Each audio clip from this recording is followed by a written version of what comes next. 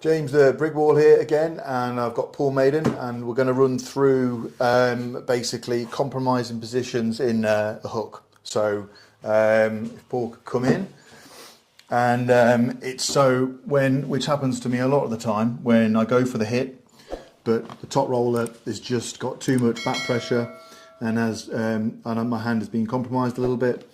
So basically, I've been in this situation so many times, and I'm still myself trying to master it. But I know what I've got to do.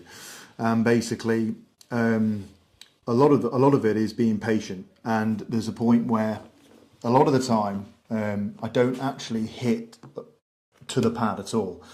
A lot of the time, I need to just hit sort of 3 inches above the pad, because it's a long way to go. And if you know the top roll is strong, then you can basically compromise your own risk completely. Yeah. So basically what you're doing is you're actually stopping yourself a few inches before the pad, because you have the fear of, if you hit too low, it comes down and then you might just give away. It's because you're being a bit greedy maybe to take. It's something that I've basically introduced in the last few months, because this year I've been introduced to such strong top rollers. Yeah.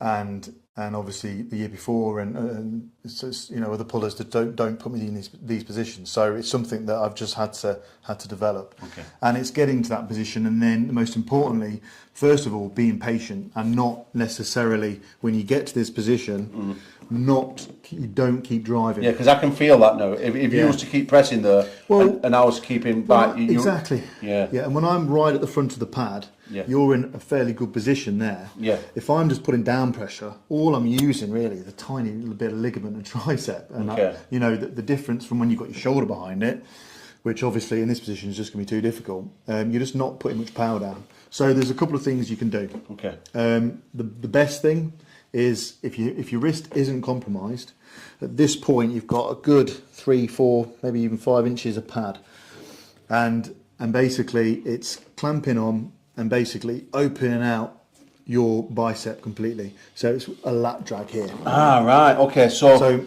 basically what you're doing is lining up my arm. Yep. Yeah. And then you're using your lats to open my hammer muscle, which obviously lats is always going to be hammer. Yeah, of course. Okay, yeah, exactly. You can actually do it when even if your wrist is slightly bent back. There's obviously, arm wrestling's like, we can be in all sorts of positions, and it's probably I would say the best thing to do.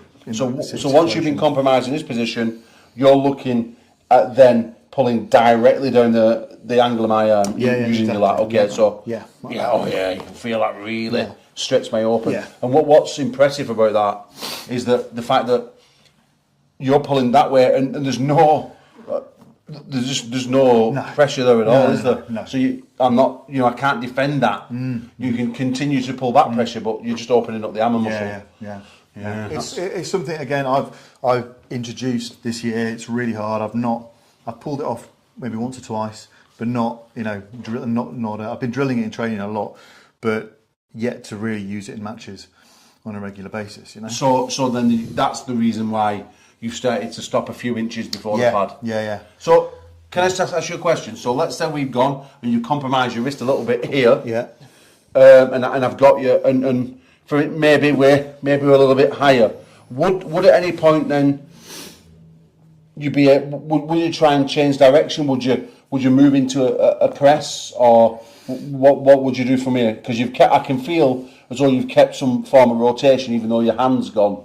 Would you try and change anything, or is that just the go-to move? It depends. It depends how worn out you are, whether it's round 4 or 5 in a super match, or whether you're fresh in the first match, because again, this is another thing. But sometimes when I hit and I haven't got to the pad, sometimes I'll reverse quickly as well. But I've seen you do that. I mean, you've done that with training, where you've gone in the hook, and I tend to do that up here though. Yeah, a bit more. Phase it from up here. But down here, you've really got to throw everything in. You're literally springing back, hitting to the sign almost, aren't you? Just going. Oh yeah. And you've got your wrist back there and that.